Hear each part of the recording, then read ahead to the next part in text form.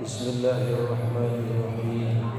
Assalamualaikum warahmatullahi wabarakatuh.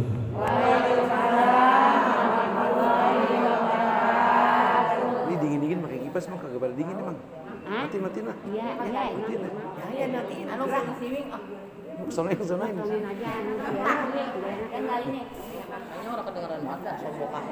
Beneran. Miknya tahu. Neng. Hah? Jadi kita gontek di sini aja. Apanya? Kipas angin ah? Apa? Kalau mau kipas angin. Subhanallah Subhanal mufarriji an kulli mahzun.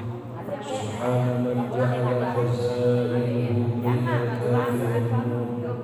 Subhanahu idza qada amran fa innama yaqulu amma ba'd.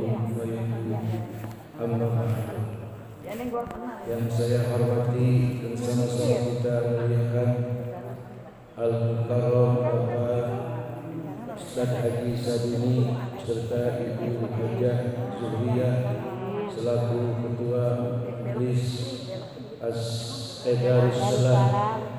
Semoga keduanya dan keluarganya selalu diberikan sehat walafiat dan kesehatan, diberikan panjang umur dalam taat ibadah kepada Allah Subhanahu wa taala, serta keluarganya menjadi orang-orang yang saleh dan salehah. Yang sama-sama kita muliakan Al-Mukarramah Ibu Ustazah Hajah Maisyarah. Tuh, dengan hijau.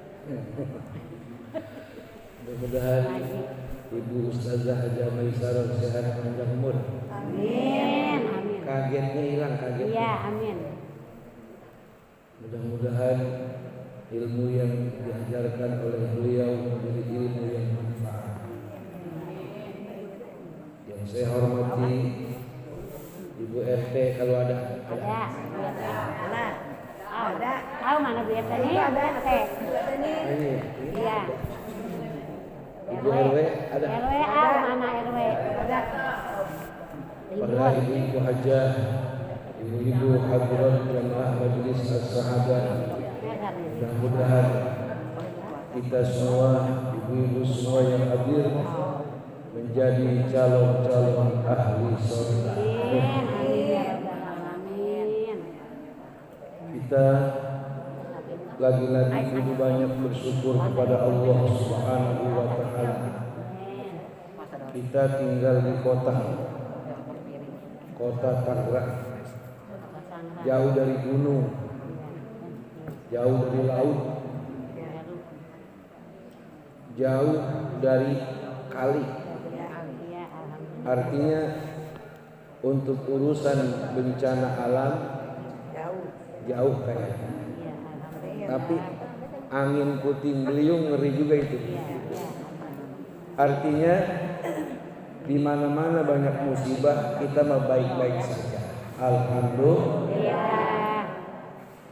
Terus juga kita kagak boleh ngomong begini. No di sono, ntar gunung meleduk, ntar kebanjiran, orangnya kali banyak dosa. Nggak boleh ngomong begitu, kagak boleh. Dia juga kagak pengen begitu. Kayak gunung Semeru yang meleduk. Jangan bilang apa-apa, orang sono mah nggak ada yang pada ngaji kali, jadi gunung malah meleduk. Emang yang ngaji orang ini doang. Ya gunung meleduk emang udah wayanya meleduk. Nah, ini gue ibu-ibu, udah kalau wayanya meleduk mah meleduk aja.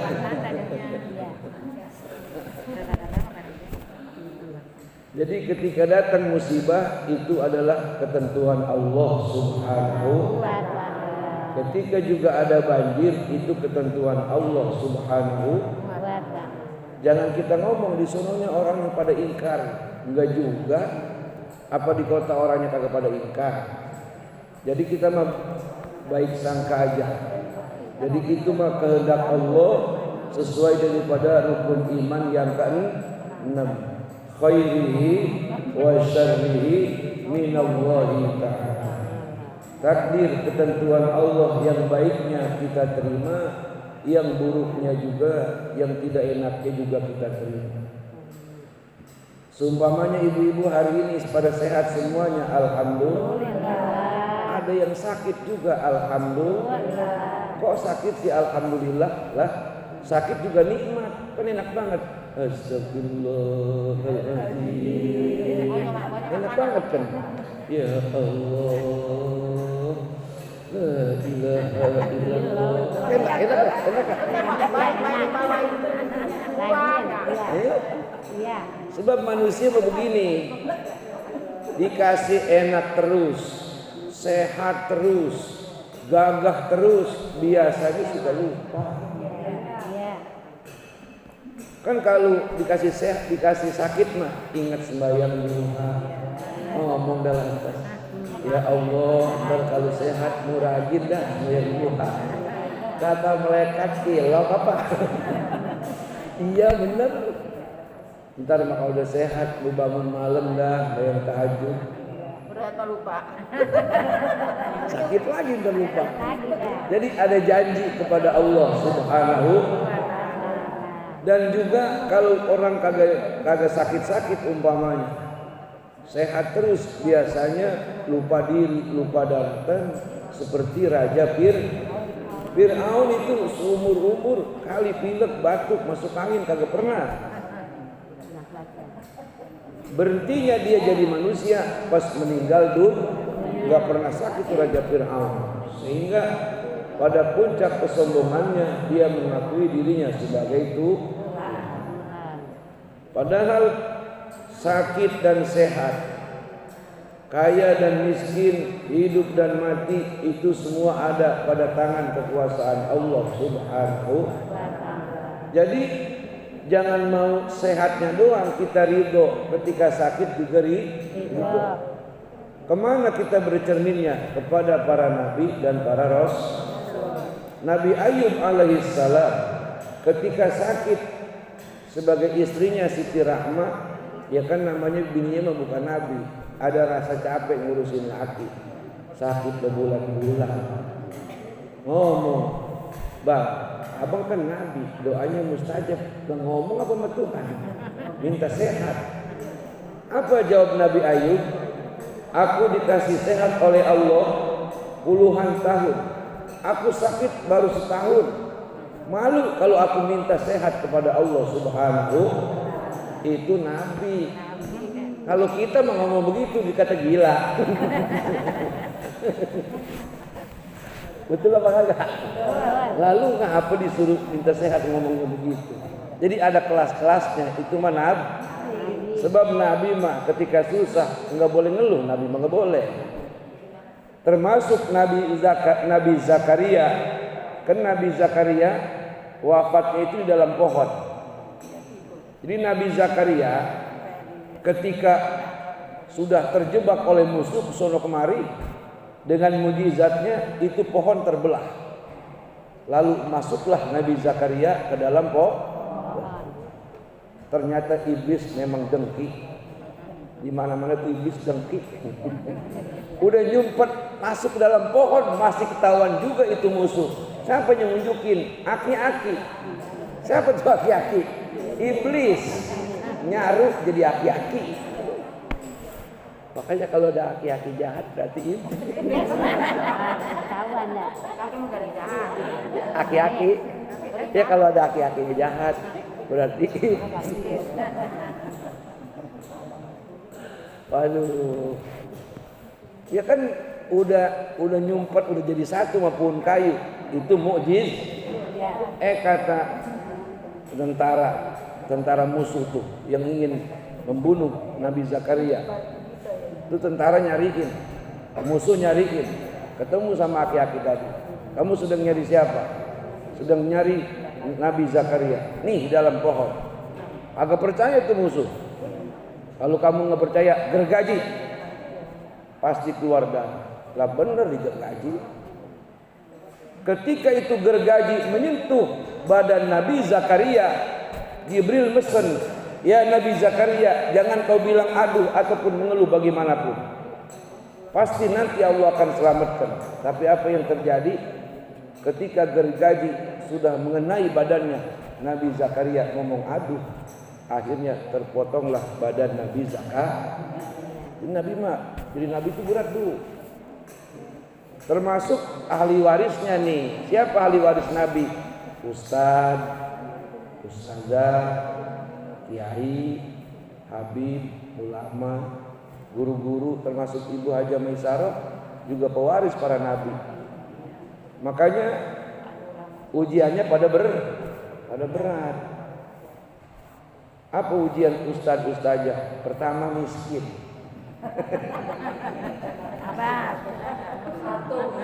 Pertama ujiannya miskin.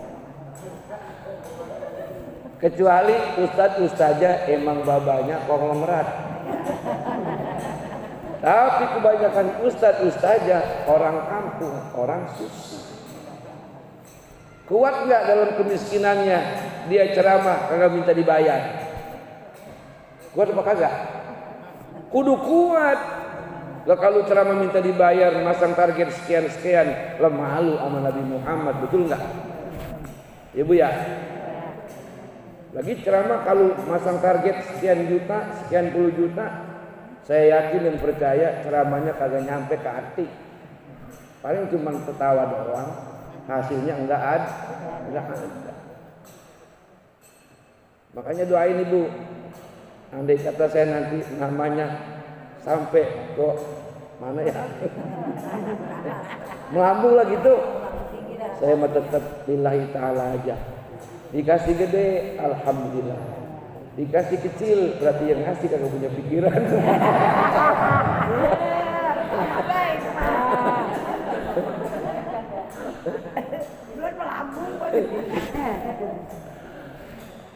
Jadi begitulah keadaan bagi orang-orang yang disebut kekasih Allah, orang-orang yang menjadi pejuang-pejuang Allah Subhanahu. Jadi ibu-ibu, para jamaah sekalian, kita kembali takdir Allah yang baik kita ridho menerimanya, yang kurang enak pun kudu ridho menerimanya. Jadi yang baik sebagai anugerah, yang tidak baik sebagai uji. Itu paham ya?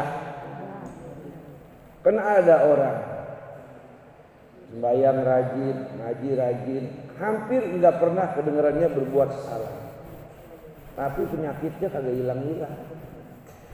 Kemudian jangan putus asa lah dia. Justru orang ibadah dalam keadaan sehat itu mau biasa. Tapi ada orang ibadah dalam keadaan sakit, ini yang luar biasa. Orang yang sehat sembahyang duha 8 rakaat, yang sakit sembahyang duha 2 rakaat. Gedean mana pahalanya? Ayo. Gedean yang sakit. Kok gedean yang sakit? Sakit-sakit masih mau ngerjain sembahyang sunnah.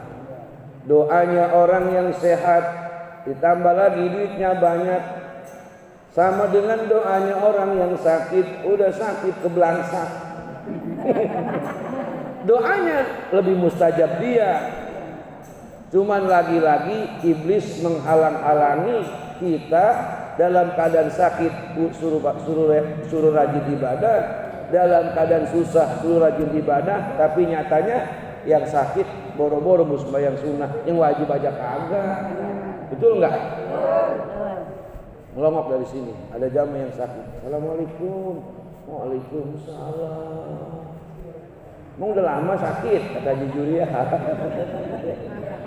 Ya Pak Haji, dikata lama, ya bentaran, cuma sakitnya di mana aja sakit dipegang.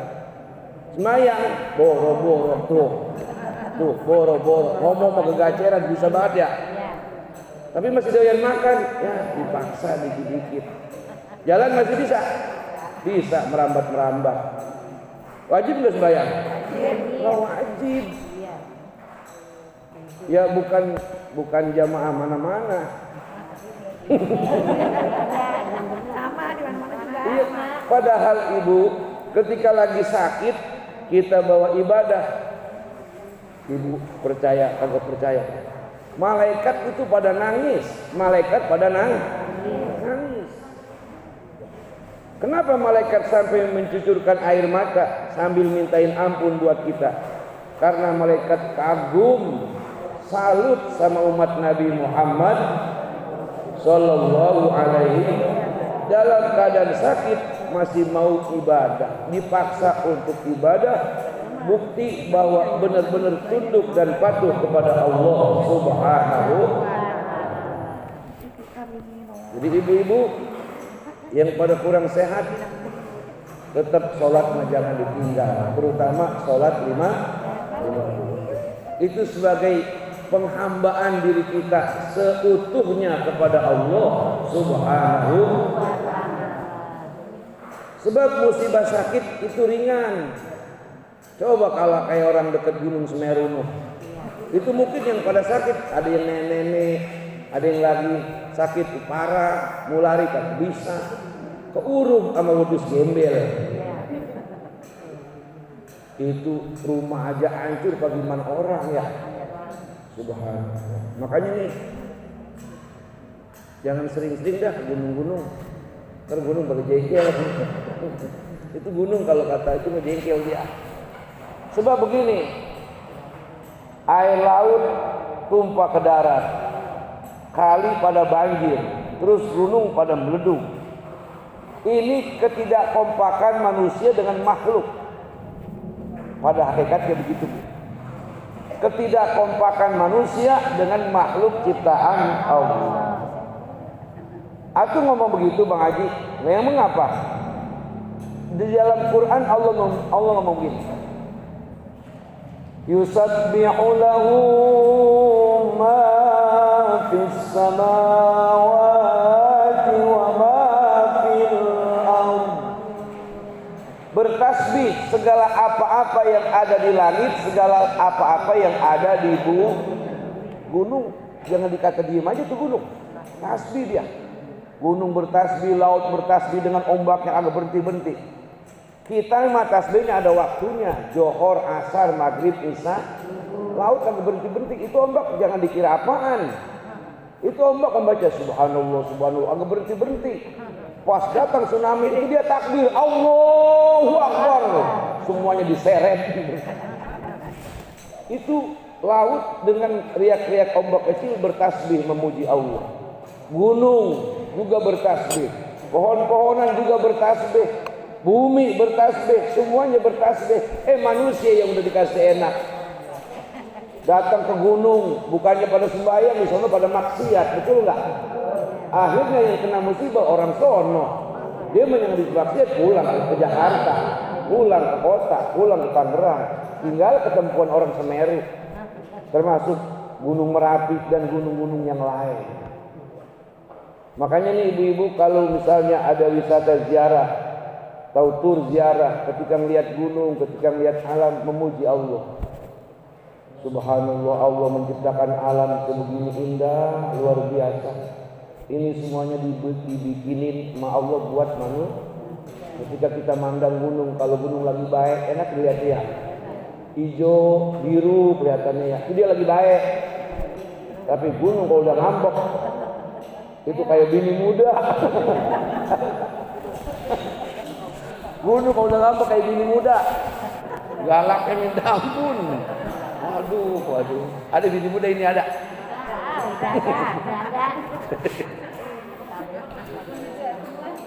Itu Gunung Semeru erupsi. Itu erupsi bahasa halus, padahal meledung.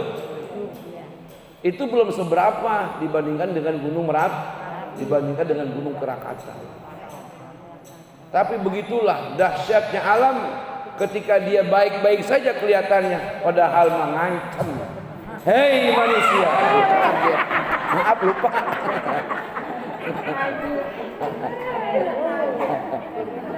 Kan saya dibilangin astagfirullah gitu apa? Ya udah. Hai manusia, kecilin suaranya. Hai manusia, jangan curang kamu kepadaku.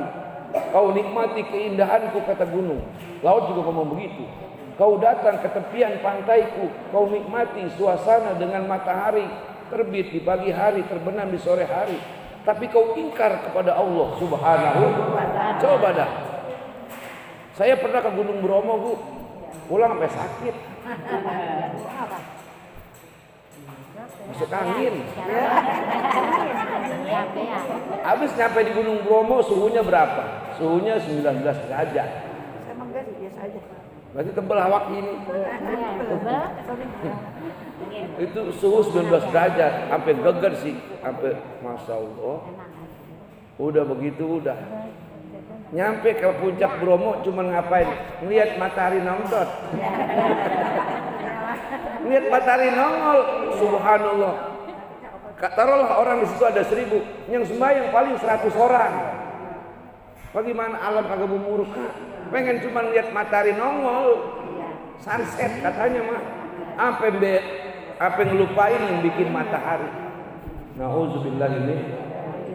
Emang tuh di Bromo baru sekarang ada masjid. Dulu musola cuma kecil, orang ribuan, akhirnya nggak pada sembahyang. Tapi saya kemarin sono udah ada masjid lagi dibangun, Bu, ada. Saya pikir manusia benar-benar kagak kompak sama alam ya. Pantas alam pada hancur mulu, kagak kompak. Jadi alam begini indah diciptain buat agar manusia ingat tunduk taat kepada Allah Subhanahu. Alam bisa marah atas kehendak Allah. Apa itu? Sebagai apa? Peringatan buat manusia. Jadi manusia hanya ingin menciptakan keindahan daripada ciptaan Allah, tapi kagak mau bersyukur kepada Allah Subhanahu. Ujung-ujungnya gunung meletus, longsor, banjir, gempa bumi. Ini kita, Bu, walaupun jauh dari gunung, jauh dari laut, jauh dari kali, awas, gempa bumi mah di mana aja pun bisa. Gempa bumi sama angin puting beliung, itu juga kudu waspada. Makanya tetap kita untuk mengantisipasi datangnya segala musibah selalu diingatkan oleh Allah, selalu diingatkan oleh Rasulullah, selalu diingatkan oleh para ulama. Bagaimana caranya pengingatan itu? Quran ngasih tahu, fazkuruni azkurkum washkuruli wala takfurun. Maka ingatlah selalu kepadaku, nanti aku akan selalu ingat kepadamu. Jadi kembali, yang sehat berzikir, yang sakit berzikir, yang kaya berzikir, yang miskin berzikir. Di tempat ngaji berzikir, di mana aja tempat kita berzikir kan nggak harus bersuara, di hati juga bisa. Ya Allah, ya Allah, ya Allah. Jadi terpaut terus hati kepada Allah Subhanahu wa ta'ala. Kemudian sebagai penolak bala, Nabi ngajarin sebagai penolak bala ataupun datangnya musibah, jangan lupa sedekah sama badan, yaitu sembahyang duha. Itu sembahyang duha sedekah sama badan. Paling dikit 2, kalau nggak kuat 2, 4. Kalau nggak kuat 4, 8.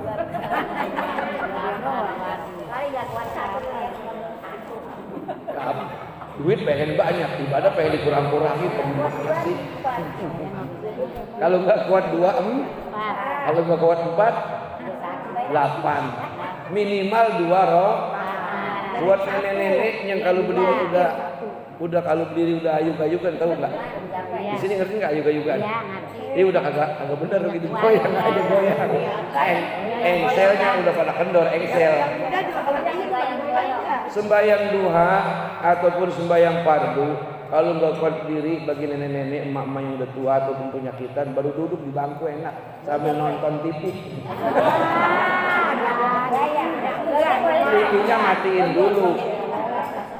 Dia sambil duduk di ruang tamu nggak apa-apa, sholat. Sampai itu apa namanya? Bukannya duduk di bawah kan ada orang yang bedeku, kakinya sakit. Jadi kalau bedeku masih bisa ya bedeku. Kalau nggak bisa bedeku, duduk di kursi. Kagak bisa duduk di kursi, belonjor di bangku panjang, adepin ke kulon. Kagak bisa. Udah. Masih ada kesempatan sembahyang dengan isyarat. Nih maaf nih, pentingnya sembahyang jangan ditinggal. Ibu lagi dirawat di rumah sakit. Impusan udah rengge-rengge, impusan dari kepala sampai ke bawah. Impusan semua. Kan bergerak susah. Dengar azan, udah ibu sembahyang dengan bacaan-bacaan yang ibu ingat. Masih wajib tuh. Nggak usah wudhu. Lepas gimana mau wudhu orang impusannya?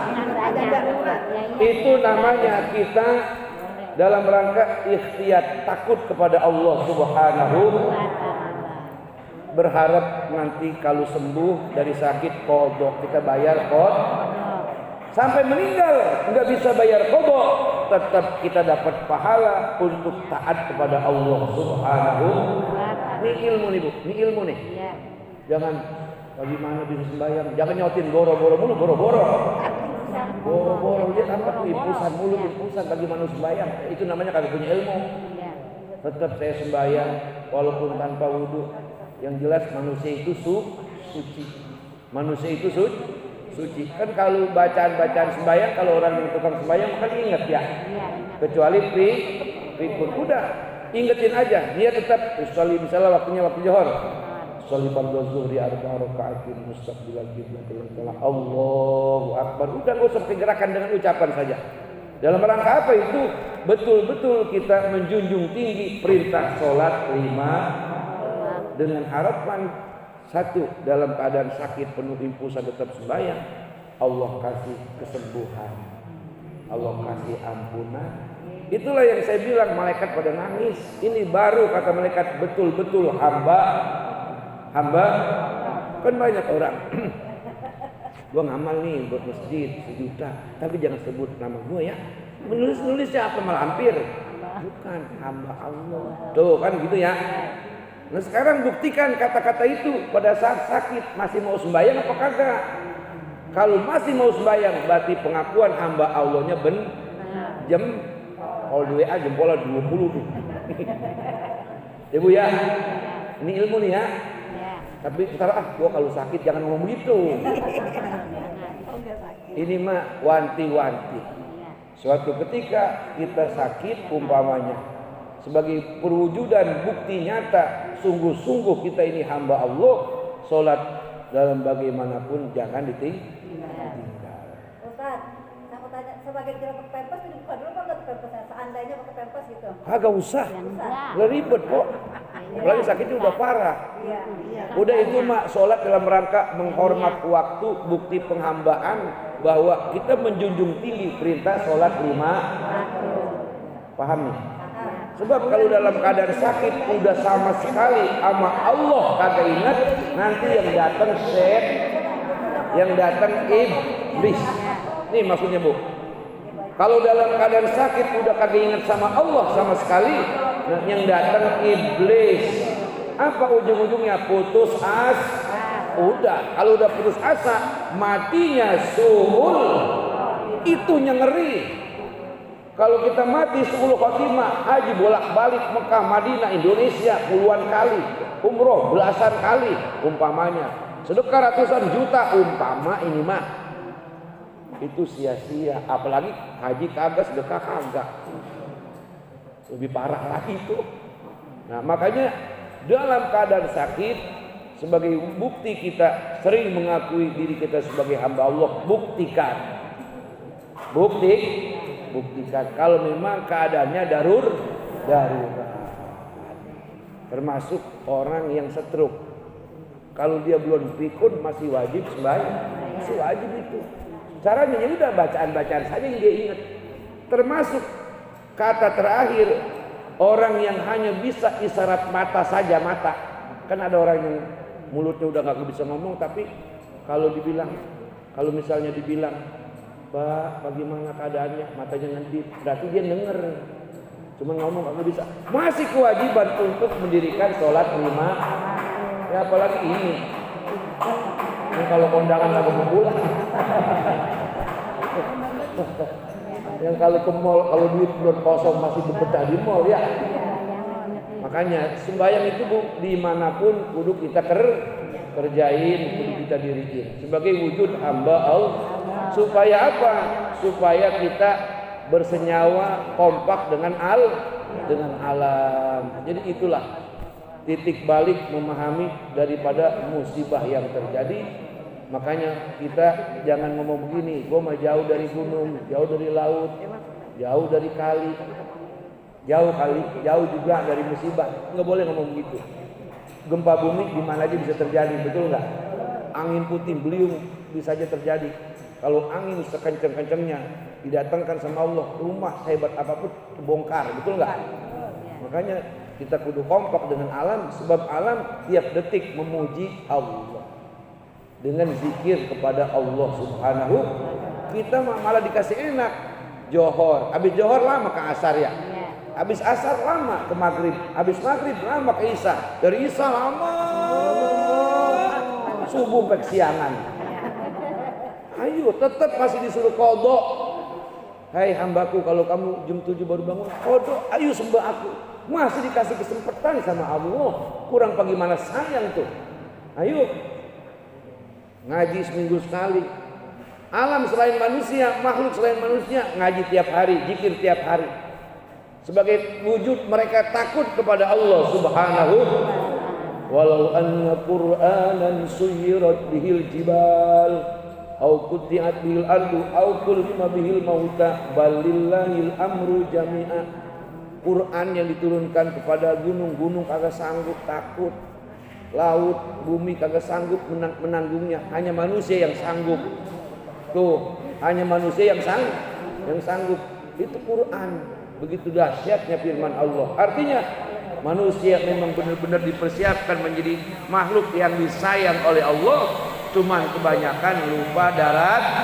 Makanya di Quran ujung-ujung ayat, afala ta'qilun. Apakah kamu tidak berakal? Afala tatafakkarun, apakah kamu tidak berpikir? Betul enggak? Afala tatadabbarun, apakah kamu tidak mengambil peringatan, tidak mengambil pelajaran dari apa yang terjadi? Diingetin terus manusia oleh Allah Subhanahu. Oleh karena itu ibu-ibu hadirat jamaah yang dirahmati Allah Subhanahu wa taala, sekali lagi kita bersyukur alhamdulillahirabbil alamin. Kita masih dipelihara, dijaga, diberikan keamanan. Sekiranya pun kita sakit, anak masih pada sayang, amin. Sekiranya kita pun sakit, duit masih megang, betul nggak? Ada orang yang sakit, rumah udah mau rubuh, atau ngontrak agak kuat bayar, akhirnya diusir lagi sakit sama yang punya kontrakan. Sedih apa kagak?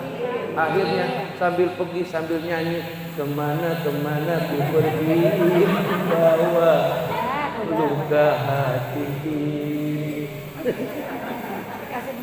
Sedih kali itu, ayo. Jadi pokoknya malah umat Nabi Muhammad selalu happy, selalu bahagia, dalam sehat, dalam keadaan sehat ibadah dia banyakin, dalam keadaan sakit tetap ibadah kepada Allah Subhanahu. Pokoknya mah umat Nabi Muhammad mah tetap selalu bahagia. Insya demikian ibu-ibu yang dapat saya sampaikan, mudah-mudahan ada bahan renungan buat kita. Ketimbang karena di mana-mana banyak musibah, kita harus banyak mengambil pelajaran. Artinya tadi judulnya kekompakan alam dengan manusia harus seimbang.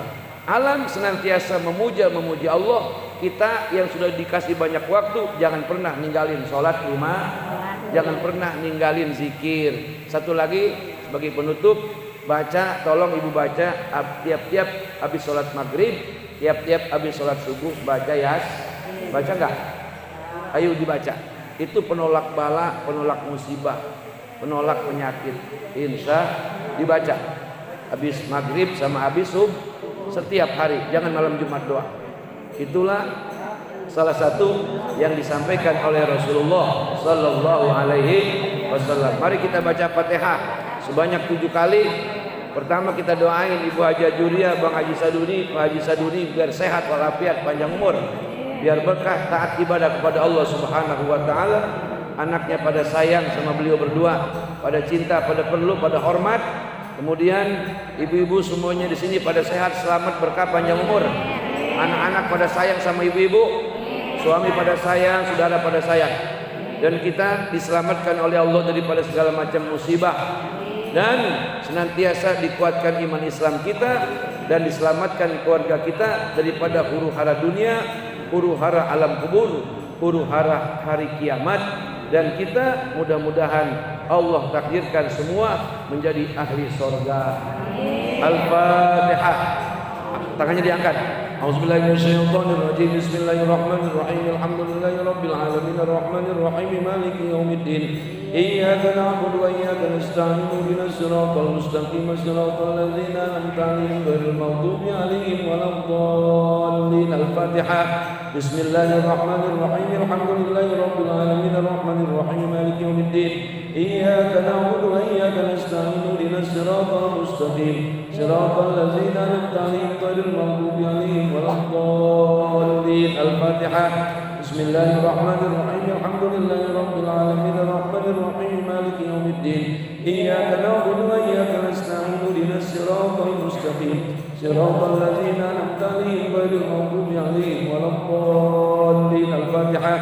Bismillahirrahmanirrahim. Alhamdulillahirabbil alamin arrahmanir rahim maliki yaumiddin. Iyyaka na'budu wa iyyaka nasta'in. Ihdinas siratal mustaqim. Siratal ladzina an'amta 'alaihim ghairil maghdubi 'alaihim waladdallin. Al-Fatihah. Bismillahirrahmanirrahim. Alhamdulillahirabbil alamin arrahmanir rahim maliki yaumiddin. Iyyaka na'budu wa iyyaka nasta'in. Ihdinas siratal mustaqim. Siratal ladzina an'amta 'alaihim ghairil maghdubi 'alaihim waladdallin. Al-Fatihah. Bismillahirrahmanirrahim. Alhamdulillahirabbil alamin arrahmanir rahim maliki yaumiddin. Iyyaka na'budu wa iyyaka nasta'in. Ihdinas siratal mustaqim. Siratal ladzina an'amta 'alaihim ghairil maghdubi 'alaihim waladdallin. Al-Fatihah. Bismillahirrahmanirrahim. Alhamdulillahirabbil alamin arrahmanir rahim maliki yaumiddin. Iyyaka na'budu wa iyyaka nasta'in. Ihdinas siratal mustaqim. Siratal ladzina an'amta 'alaihim ghairil maghdubi 'alaihim waladdallin. Sama-sama. Rabbi ja'alni muqimas sholati wa min dzurriyyati. Rabbana wa taqabbal du'a. Rabbana hab lana min azwajina wa dzurriyyatina qurrata a'yunin waj'alna lil muttaqina imama. Rabbana zalamna anfusana wa illam taghfir lana wa tarhamna lanakunanna minal khasirin. Rabbana atina fid dunya hasanah wa fil akhirati hasanatan wa qina adzaban nar. Subhana rabbika rabbil izzati amma yasifun wa salamun alal mursalin walhamdulillahi rabbil alamin. Wallahul muwaffiq ila aqwamit thoriq. Wassalamualaikum warahmatullahi wabarakatuh.